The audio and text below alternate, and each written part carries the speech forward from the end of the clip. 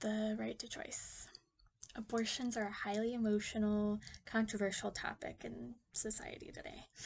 Um, Usually comes down to who has a stronger right to life, the fetus or the mother, and whether or not it's even morally permissible for a woman to have an abortion. But when it comes down to it, women should have control of their bodies, and their rights and their privacy should be protected and prioritized above any other party involved. Their freedom, their equality, their privacy, their autonomy are all at stake. And those are values that are high in society. So when one affects the other, everything tends to fall apart. Morally, a woman's autonomy should not be infringed upon. She has the right to self govern, and without that, like I said, freedom and equality and privacy, those can't succeed, they can't exist. The child, yes, it does have the capability of autonomy, but a fetus does not yet have that. So a mother needs to step in, and this is where her autonomy is stronger. There are widening gaps in political parties, between generations, ages, education levels. It is shown by the Pew Research Center that 61% of people agree that abortions should be legal in one sense or the other. Um, Women should not have to suffer if they cannot endure it.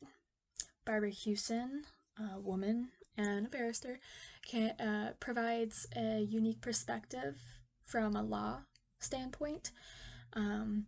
If we force a woman to deal with a consequence following a specific action, we're intending that consequence to be punishment. And, that is striking. It's basically by forcing a woman to have a child, we're showing how much we don't value women and all of the demands that we make upon them. There are quotes, I believe, from Janet Richards. And she puts it best. She says that, in many ways, the anti-abortion arguments, demean women down to a means to an end. They're seen as objects that can produce, which is the huge message to take out of it. Government should not be interfering with women's freedom. It both infringes on women's rights and on social values. Their privacy should not be impeded on, and even when arguments for exceptions to abortions in cases such as rape or incest come up, they're still infringing on privacy because they're requiring women to disclose private information. So, in all regards, women's privacy needs to be upheld. And outer parties should not have a say in anything. Equality is a massive value in the United States, and often anti-abortion arguments lead to a gender inequality. Pregnant women endure a lot that no other party can actually endure, and they face discrimination with jobs and maintaining their jobs, and especially in terms of maternity leave pay, because while the U.S. allows specific parties that can get it up to 12 weeks of unpaid maternity leave, only 16% of private industry employees even have access to paid leave. So the reality for pregnant women who are working and supporting are pretty harsh.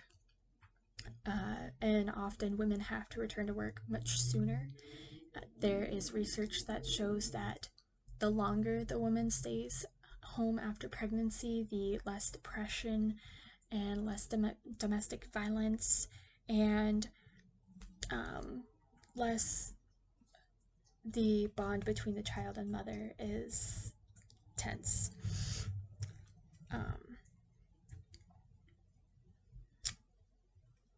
Ultimately, what happens to the mother affects the child. So the woman's autonomy should come first. The Human Rights Act, it says it best. Every person has the right to not have their life in danger. And in saying that, while anti-abortion arguments, they find ground in that, in saying like you can't murder your fetus, ultimately the mother's right to life and what happens to her life directly affects the child's life.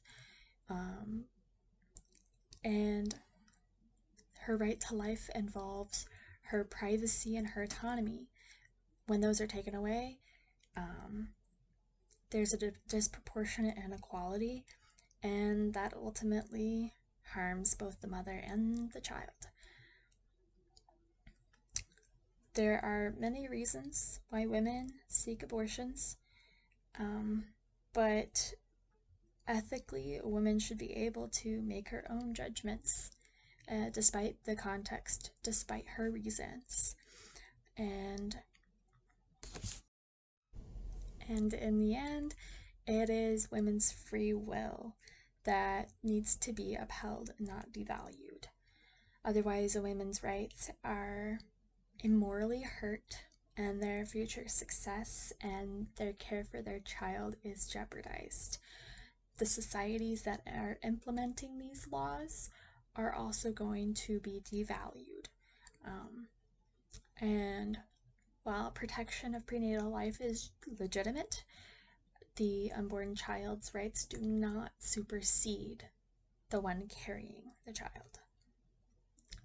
To uphold the right to make a choice is to uphold the core values of freedom and privacy and equality and autonomy. Taking away someone's choice is to go against those values. It goes against legality and ethical values within society, and devalues women.